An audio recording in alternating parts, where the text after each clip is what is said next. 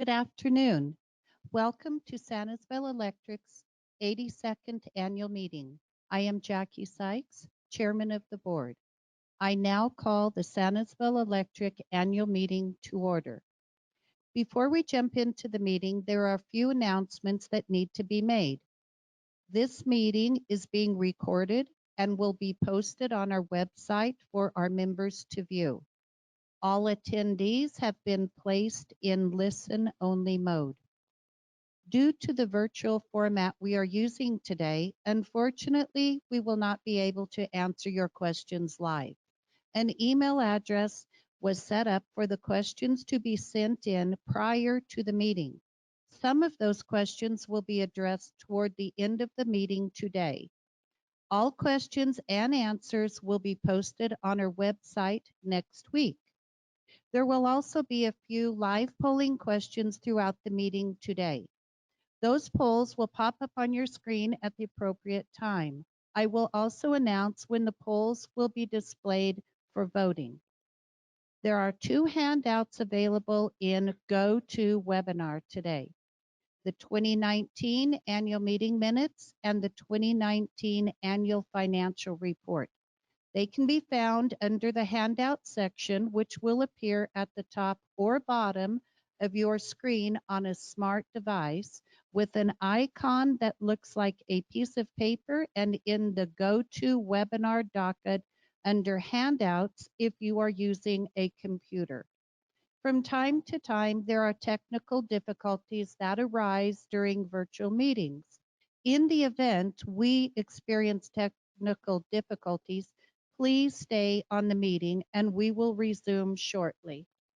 I want to recognize the following people for being here in person today: Debbie Rose, District 1 Director; Dennis Maroney, District 2 Director; Ray Garcia, District 3 Director; Don Kearns, District 6 Director; Joseph Costa, District 7 Director; John Pickerel, District 8 Director; Sisto Maza, General Counsel; Reg Rudolph, General Manager; Ryan Ellerton, Chief Financial Officer; Daryl Stewart, Chief Operating Officer; Gary Idle, Chief Administrative Officer; Bonnie Myers, Assistant to the General Manager; Paris Elliott, Communications Manager; Christina Calachi, Communications Specialist; Emma Vallejos,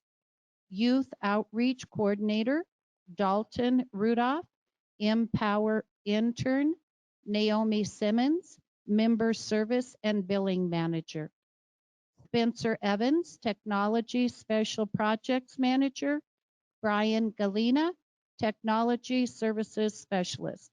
And a big thank you to our member service representatives, billing and accounting employees for handling all of the registration today. We miss being able to meet with you in person and know this virtual format is a change. We thank you for participating. Due to the current state mandates and to ensure your safety and the safety of our employees, it was a necessary change. I want to take a few moments to thank the following people for making this meeting happen: the Board of Directors for their hard work and dedication to Sanibel Electric throughout the year; Attorney Sisto Maza for assisting with the business portions of the meeting; Sanibel Electric employees for their service throughout the year and their help today; and most importantly, you, the member owners of Sanibel Electric. We would not be what we are without each of our members. You are why we are here and why we work hard every day to keep the lights on. Thank you. And with that, I will turn it over to Don Kearns, our secretary. Don?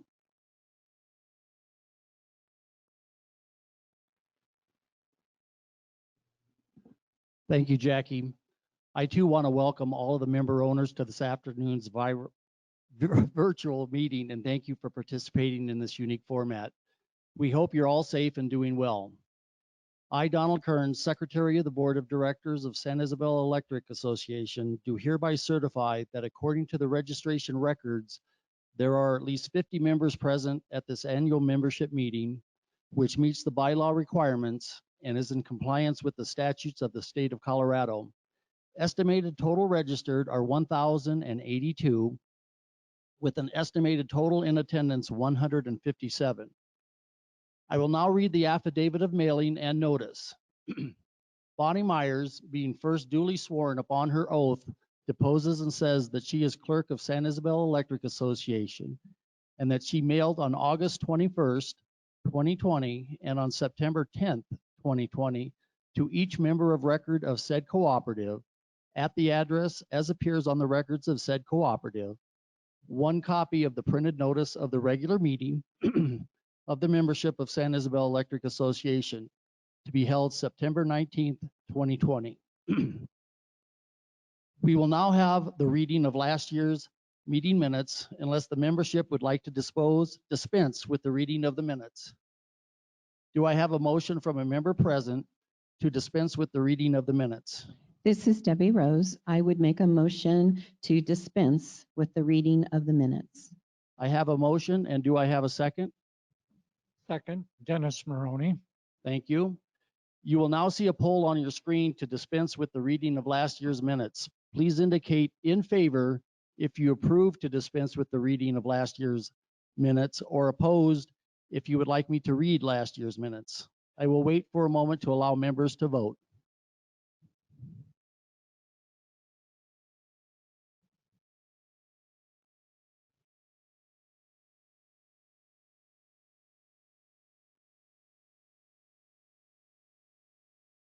So the motion passes with 98 in favor of the dispensing of the reading of the minutes. I will now turn the meeting over to John Pickerel, our treasurer. Thank you. John?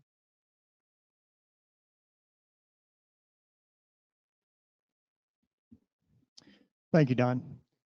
I will now read the treasurer's report. The 2019 books and records of San Isabel Electric Association Incorporated were reviewed and audited by an independent auditor employed by the San Isabel Electric Board of Directors. There were no exceptions, and the books and records were found to present fairly the financial position of San Isabel Electric. The auditor indicated that San Isabel Electric was in good financial condition and maintains adequate and effective accounting procedures and controls. Rates for electric service were held steady for the 5th consecutive year. In the last 5 years, San Isabel Electric has returned more than $8.4 million in capital credits to schools, businesses, and residents. In 2019 alone, San Isabel Electric returned more than $4.7 million in cash to nearly 17,000 members, and we're pleased to be able to present this to you. Do I have a motion from a member present to approve the financial report? This is Ray Garcia. I move to approve the financial report. Do we have a second?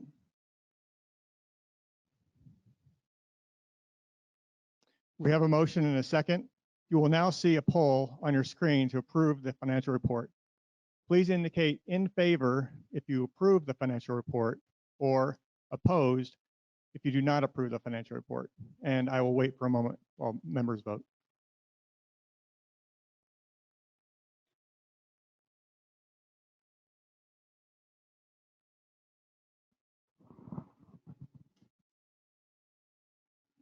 The motion passes with 98% in favor of approving the financial report.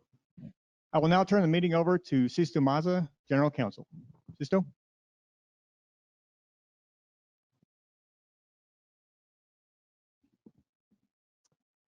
Thank you, John.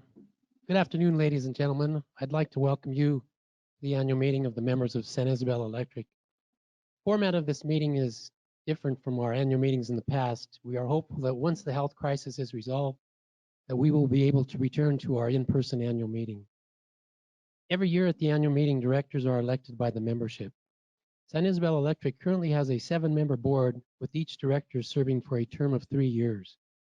The terms are staggered, which means there is generally an election every year for 1 or 2 board members. There are a couple of ways that a member can be considered for election to the board of directors. A member can be selected by the nominating committee, which is a committee appointed by the board to make nominations. The second way is by filing a petition. If a member wishes to be considered for election at the board, he or she can have a petition signed by 15 members of San Isabel Electric. And if the petition is found to be sufficient, their name would be placed on the ballot and an election is held during the annual meeting. This past July, the 7-member nominating committee met in open session at our headquarters in Pueblo West. By wearing masks and practicing social distancing, the committee was able to meet in person in spite of the current health crisis. At that time, the nominating committee made the following nominations to the board. District number 1, Ms. Debbie Rose. District number 6, Mr. Donald Kearns. San Isabel Electric did not receive any nominations by petition. Because there were not any nominations by petition and because there is only one person to be considered for election, our bylaws provide that the president shall report that fact to the members at the annual meeting, and upon such declaration, the candidate shall be deemed elected. Therefore, Ms. Rose and Mr. Kearns are deemed elected for a 3-year term. I would like to invite Ms. Rose to address the membership at this time.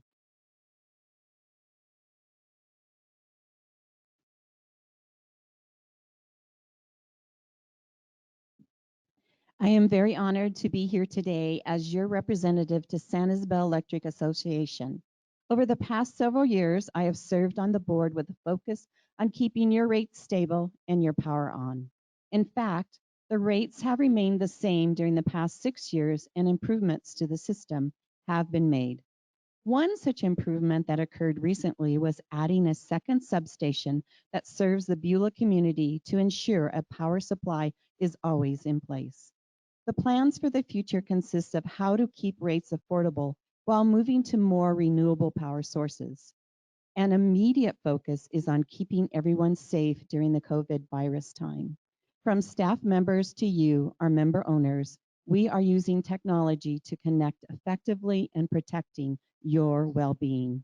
Thank you for giving me the opportunity to work on your behalf to continue to improve your service to San Isabel Electric Association. I am looking forward to the next 3 years, and I would turn it back over to Mr. Mazza. Thank you.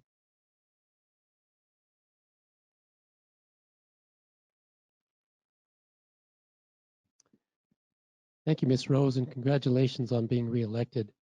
I would like to invite Mr. Don Kearns to address the membership. Don?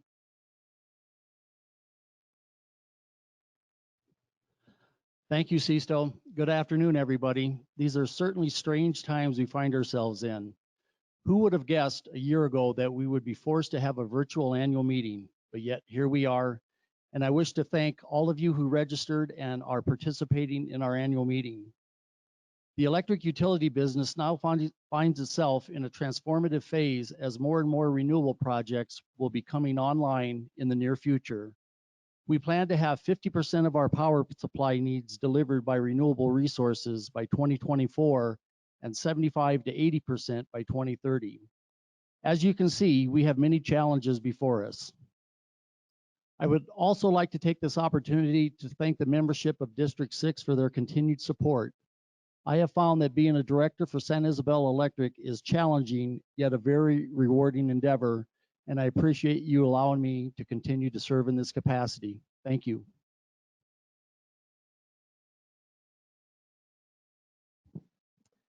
Thank you, Mr. Kearns, and congratulations on being reelected. We will now hear from Reg Rudolph, General Manager. He will be answering questions that were submitted prior to our annual meeting by some of our members.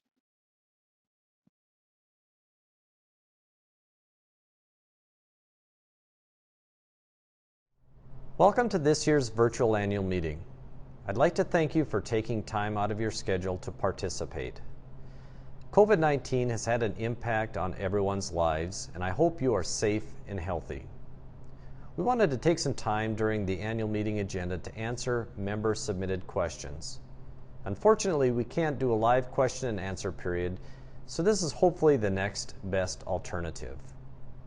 I received over 50 questions, so I'm not able to answer each question verbatim, so I've grouped the questions into 7 categories to address as many comments as possible. I received 2 questions regarding San Isabel Electric providing pole attachments in the San Isabel area. Rye Telephone has contacted us about attaching to this line. It's an older line that was a project on our work plan to replace this year, but due to the constraints with engineering and COVID, we decided to push it out. We are in communications with Rye Telephone about every 6 months, so they are in sync with our progress. Rye Telephone knows this is possibly a 2021 project and that one of the options might be to put it underground. Rye Telephone has the option of putting the fiber optic line in themselves, but it's more cost effective to attach to our poles. It's unfortunate that San Isabel appears to be blamed for holding up the project. The next question is asking about our position on broadband. San Isabel has supported fiber optic infrastructure development starting around 2008. We've partnered with CCOM, Rye Telephone, and Jade Communications by providing pole attachments. We agree broadband is critical to supporting rural Colorado, but we're going to let the telecommunications experts handle broadband. Affordability and rates are very important for the Board of Directors and San Isabel Electric members. Forecasts for 2021 won't require a rate increase, which is great news. Since 2009, San Isabel Electric has only had one rate increase. We are constantly reviewing our rate structure and making sure San Isabel Electric is recovering costs equitably from the rate base. It's possible we could see a change in the rate structure in the coming years. This could be an increase in the access charge and decrease in energy charges. Are there any plans to extend the ETS off-peak hours? No, our peak demand hours are set in our power supply contract. Currently, ETS and time of use consumers are getting the lowest rates available. Rates in southern Colorado, including the municipals, are very similar. It's true that compared to some municipals, our rates are higher, but on average we serve 5 meters per mile, when most municipals have 50 or more meters per mile of line, making it more economical to serve. And yes, we are working on power supply solutions that we anticipate will lead to lower rates. The access charge question comes up frequently. San Isabel Electric has invested over $230 million in utility plant to serve the membership. Whether a member uses 100 kilowatt hours or 10,000 kilowatt hours, that fixed cost investment needs to be recovered through a rate structure. The access charge recovers less than half of the actual fixed costs.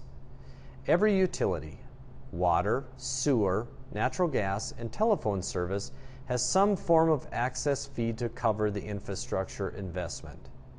For reference, the average rural electric cooperative in Colorado's access charge is $25.74. The average access charge among all electric utilities in Colorado, including municipals and investor-owned utilities, is $19.95. I appreciate the question because it's an opportunity to explain where the costs come from that make up the access charge. There are 8,760 hours in a year. Our goal is to have less than 2 hours per year of outage time per member. We also don't want any circuit or feeder to have more than 6 hours per year. Last year was the most reliable year we've had in our history, with a system average of under 100 minutes of outage. This year has been slightly higher because we have the system configured to protect against fires. And lightning has been worse than previous years, but we still expect to be less than 2 hours of system outage time per consumer. San Isabel Electric follows the statutory limits for sizing residential and commercial solar. We know our members have a desire for solar, but we also balance that demand with the impact it has on non-participating members.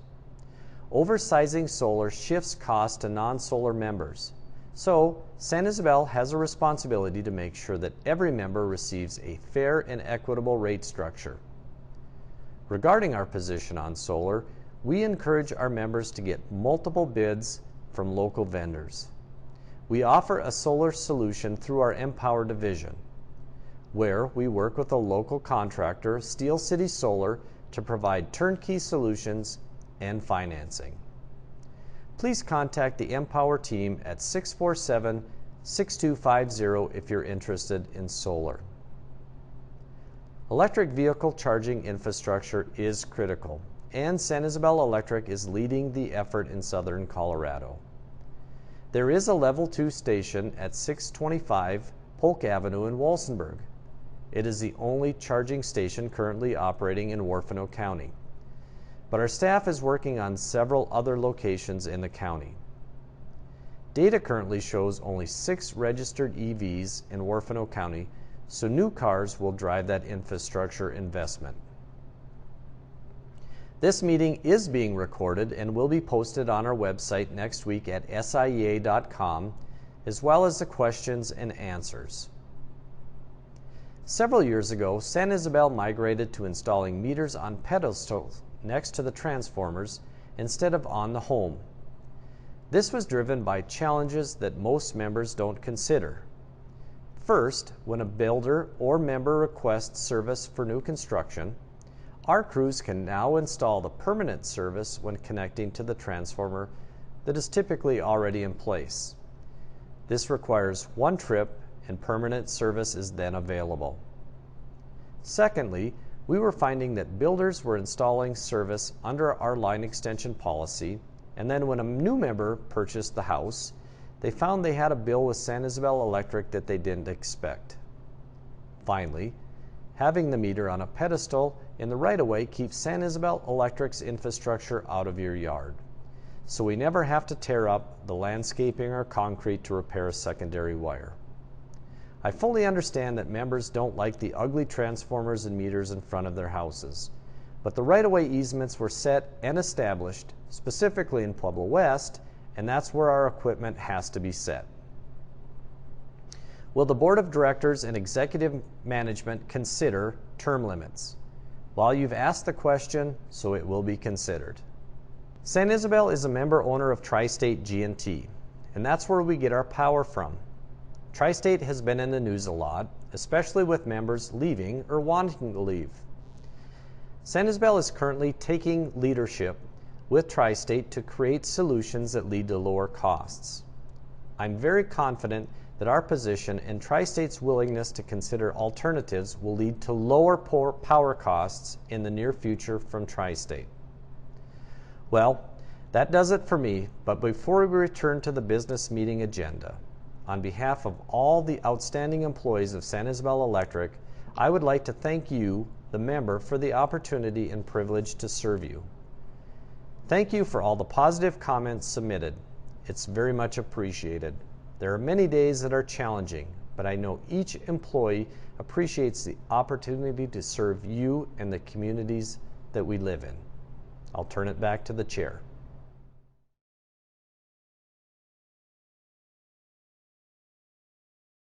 Thank you, Reg. Attendees at today's meeting will be entered into the drawing for the door prizes. All winners will be contacted directly and names will be posted on our website at siea.com/annual meeting on Monday, September 21st. All members who registered will be receiving a $20 bill credit that will be automatically applied to their electric bill that is due October 15th. I want to thank everyone for attending our 82nd annual meeting. Some of you may have sent in questions to us during the meeting. Those questions will be added to our Q&A that will be posted on our website next week. We will post the recording of the meeting and election results on website in the coming week at siea.com/annual meeting. Please remember that our staff is here to serve you and that you can call or email with questions or concerns at any time. Have a wonderful rest of the day. Please stay safe, and we are adjourned.